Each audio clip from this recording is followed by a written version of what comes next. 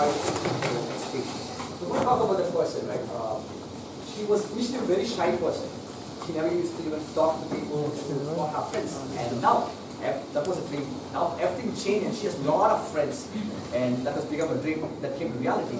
And not only that, her dream, she want to have her own magazine and she want to write in that particular magazine. That's her dream, she want to achieve that. Not only that, having a house near the beach with lots of dogs. So that's a dream that she want to achieve. And she's already working on her dream. She's working with her friend, so they're planning to start that magazine. Probably after she finishes the college, she's going to do that. Okay. So now, like I'm going to invite the person, Janani. But before that, I want to have Arjun read the talk. Sorry, Anisha read the projectors. Good afternoon, fellow Toastmasters and guests. Janani is giving her project number 2 from the storytelling manual. The objectives of the speech are to learn the elements of a good story, to create and tell an original story based on personal experiences. Timer, please note the time is 6 to 8 minutes. Over to the team. Let's all put hands and welcome Janani.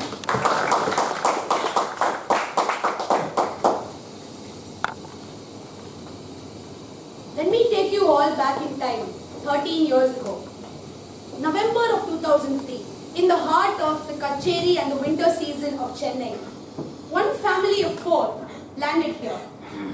The family consisted of the father, the mother, a teenage boy, and a very bright-eyed, curious, inquisitive, right now experiencing a lot of mixed emotions, young girl.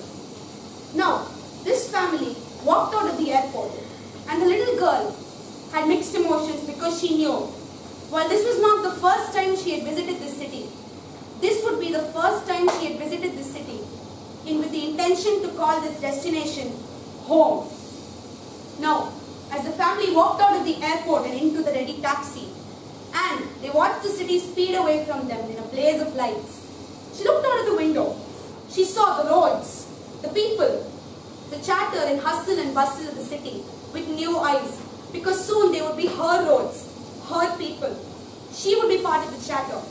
This would be her city. As they went over to their new house and she settled in for a good night's sleep, the only thought that was running through her mind was it going to be different from the other place, or will it be the same? Will I find it hard to get used to it, or will I be able to? Then she drifted off for a good night's sleep. The point of the story was to say that this girl was me. The very next day, I went to my new school. I was admitted in St. Mark's Nursery and Primary School.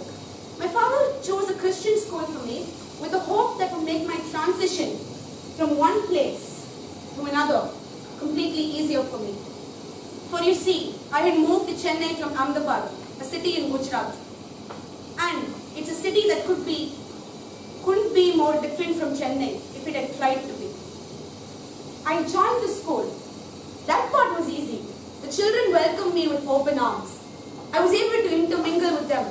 I made 2 friends, Deepak and Manasa, who continued to make my life easier for me. But throughout my school life, I began noticing miniature and minor differences between the place I had left and the place I had joined. The first difference occurred to me when I spent my first night at my new house. My old house in Ahmedabad was part of a colony, a lot of flats surrounding a flat green lawn, where people moved in and out of each other's houses freely, no doors shut, a sense of camaraderie, of friendship. My new house, an apartment on the 3rd floor of a busy street, no open space, all the doors shut, all your neighbors unknown. The second difference I began to notice was when my mother served me breakfast. In Gujarat, my diet had consisted steadily of chapati, sabji, rice, dhokla, khakra, a lot of Gujarati delicacies.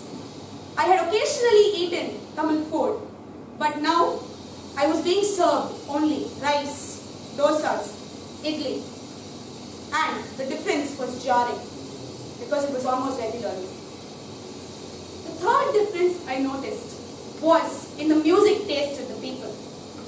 My relatives in Chennai were crazy about kacheris. Since we had landed in kacheri season, I was taken to at least 10 kacheris every single day. in Ahmedabad, I had been raised on a steady diet of Bollywood and bands that don't no longer exist, such as Bombay Vikings. And I had loved that music and found myself increasingly in the kacheris. Those were the main three differences that I noticed. But they were minor enough that I could put them aside for the first few years of my schooling. It was only when I joined my second school, 5th standard, Sri Shankara Senior Secondary School, that the differences began to become less hideable and much more noticeable. There were two changes at that point that completely transformed me. The very first change, I was a left-hander. I still am a left-hander. And in Gujarat, being a left-hander is pretty common. It's a state in India with the highest population of left-handers. Being a left-hander there is simply something every day. You are treated normally and you are asked to continue writing with your left hand without anybody batting an eyelid. In Chennai, I was looked at with entirely new eyes when I picked up the pen with my left hand and began writing. I couldn't get used to it because every time I made visits to temples, the priests, when I reached out to take the prasadam, all made the same motion. I could not understand what it meant until an old lady pulled me aside and explained, "Girl, please take the prasadam with your right hand. In the face of God, you don't do this." And then I realized, in my young age, there's no place in Chennai for left-handers. Another incident like this was when I heard my grandfather call my father to him and explain, "Sorry, kai maathu. She can't use this hand." I went to my parents with a heart full of dejection and I asked them, "Why didn't you change my hand? Why did you let me write with it for as long as I've been alive?" They just said, they and my grandmother, "Why should you change? Your left hand is your dominant hand. We don't want you to change. Be who you are. It's just normal."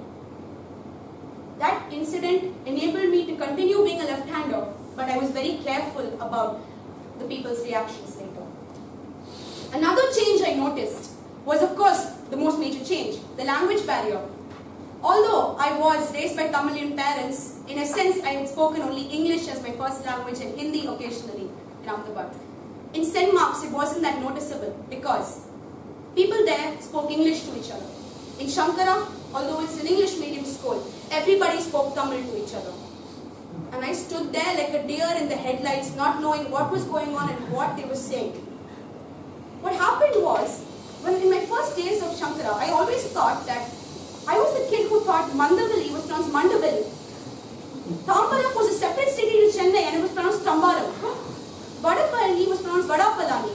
And Nungambakam was a suburb called Nungambakam. Those were the ways I pronounced things earlier. And those pronunciations did not work in my school. And I did not learn the language, safely say. Now, with all of these changes happening in my life, you would wonder how I dealt with it. Well, the answer is simple. I had a great support system.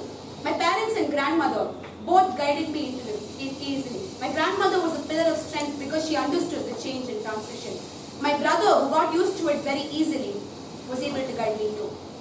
And the biggest transition were my friends.